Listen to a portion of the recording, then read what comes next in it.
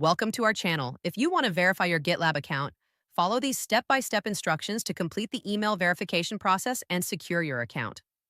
Step 1. Navigate to gitlab.com in your web browser and click on the Sign In button. Enter your username or email and password to access your account. Step 2. After logging in, you may see a notification banner at the top of the page indicating that your email address needs to be verified. Step 3. Click on your profile avatar in the top right corner of the screen and select Preferences from the drop-down menu. Step 4.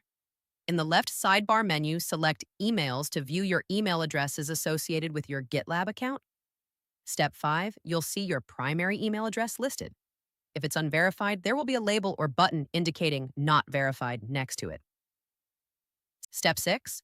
Click on Resend Confirmation Email to receive a new verification email if you didn't receive the original one or if it has expired. Step 7. Check your email inbox for a message from GitLab with a subject line like Confirmation Instructions, or please confirm your email address.